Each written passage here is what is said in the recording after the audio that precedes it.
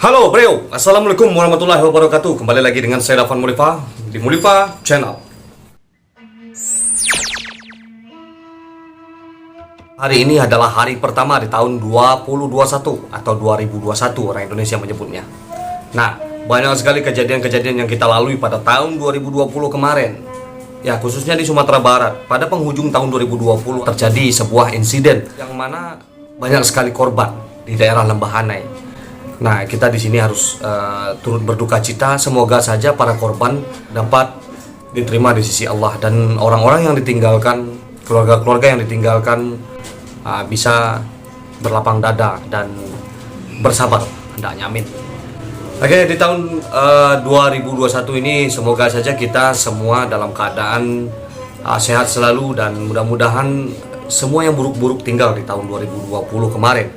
Yang pasti Corona, insya Allah tahun 2021 ini tidak ada lagi. Karena semakin maju hendaknya semakin baik. Amin ya rabbal alamin.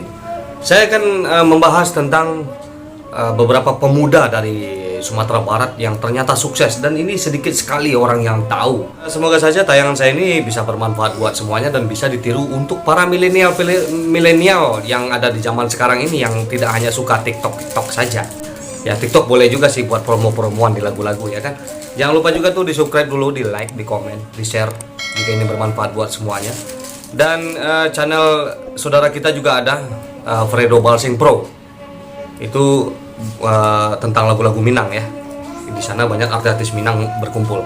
Kita mulai bagaimana anak-anak muda Minang yang sukses di usia muda. Dan ini pasti jika kita punya kemauan pasti akan terjadi ya kan. Yang pertama adalah Ferry Unardi. Nah, pria kelahiran 16 Januari ini pada tahun 1988. Berarti kira-kira umurnya sekarang ini 33 tahun.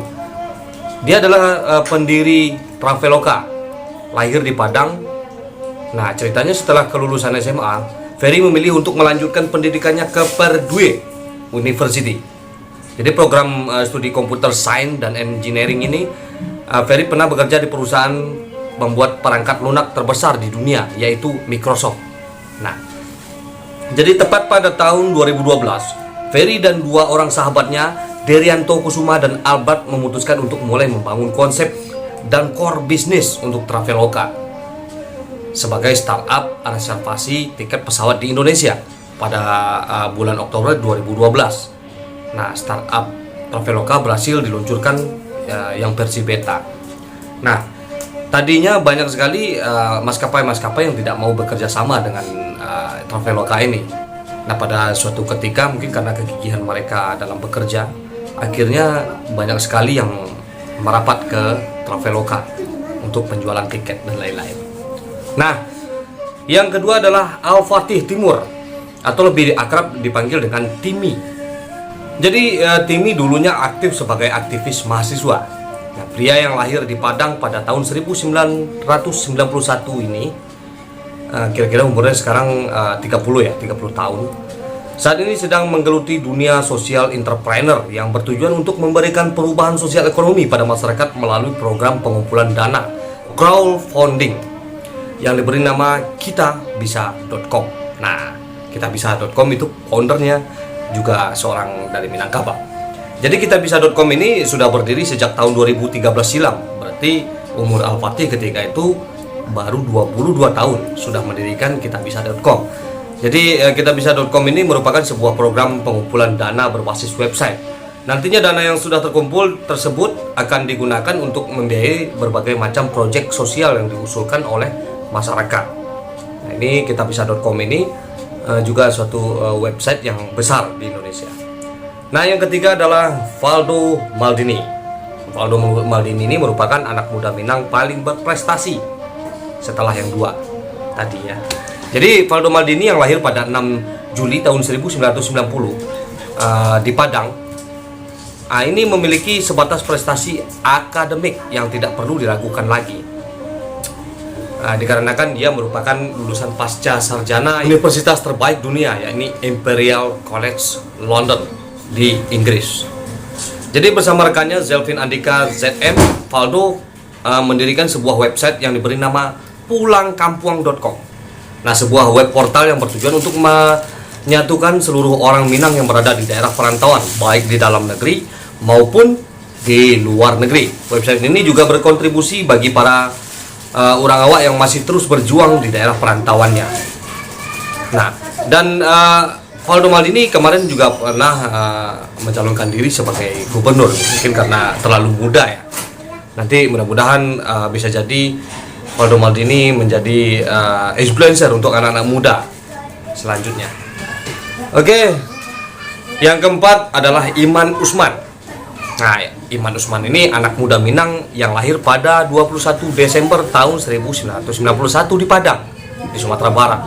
Ia aktif sebagai pengusaha, aktivis sosial, serta dikenal luas sebagai duta muda untuk ASEAN.